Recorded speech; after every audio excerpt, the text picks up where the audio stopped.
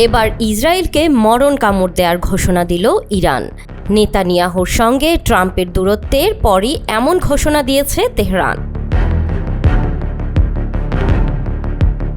ইরানের সর্বোচ্চ নেতা আয়াতুল্লাহ আল খামেনি ইসরায়েলের সরকার এবং তাদের সহযোগী মিত্রদের বিরুদ্ধে ইসলামী দেশগুলোকে ঐক্যবদ্ধ হওয়ার আহ্বান জানিয়েছেন।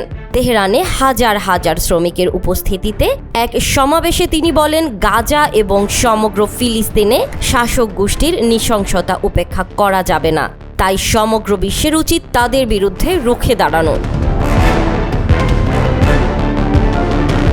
খামেনি বলেন, কিছু মন্তব্য ভিন্ন ইঙ্গিত দেওয়ার জন্য করা হয়েছে।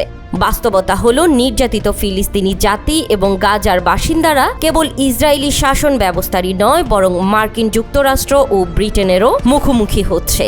মুসলিম রাষ্ট্রগুলোকে এই বিভ্রান্তি এড়াতে এবং এই গুরুত্বপূর্ণ ইস্যুতে মনোযোগ কেন্দ্রীভূত করার আহ্বান জানিয়ে তিনি আরও বলেন, বিভিন্ন গুজব এবং নতুন নতুন বিষয় এবং অপ্রাসঙ্গিক অর্থহীন কথাবার্তার মাধ্যমে তারা ফিলিস্তিন সমস্যা থেকে মনোযোগ অন্যদিকে সরিয়ে নেয়ার চেষ্টা করছে।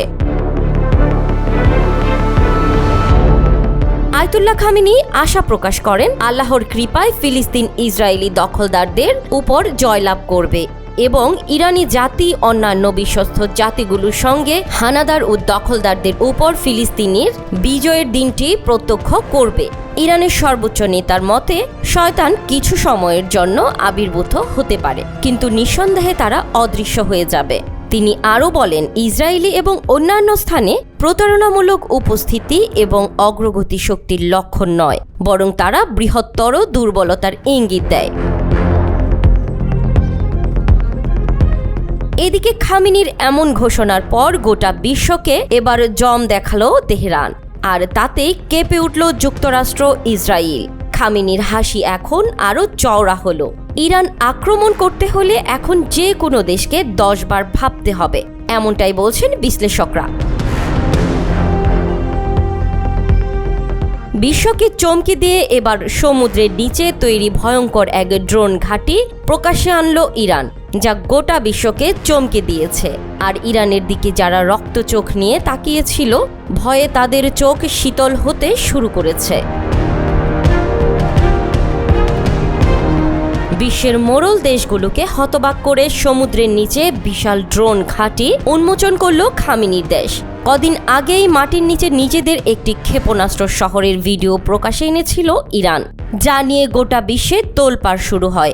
এবার পারস্য উপসাগরের উপকূলে হরমুজগানে ইসলামী বিপ্লবী গার্ড কার্ভস বা IRGS নেভাল ড্রোন ঘাঁটি উন্মোচন করেছে। এটি কোনো সাধারণ ঘাঁটি নয়, একদম সমুদ্রের তলায় এর অবস্থান। চলমান অস্থিরতায় এমন একটি ভয়ঙ্কর ড্রোন ঘাঁটি প্রকাশ্যে এনে কী বার্তা দিল ইরান?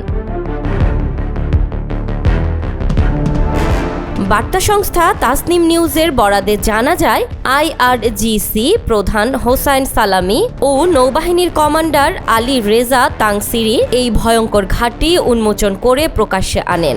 ড্রোন ঘাঁটিটি হরমুজ প্রণালীর নিকটে এমন এক অঞ্চলে যেখান থেকে বিশ্বের প্রায় 1/3 জ্বালানি তেলের চলাচলের জন্য গুরুত্বপূর্ণ সমুদ্রপথ।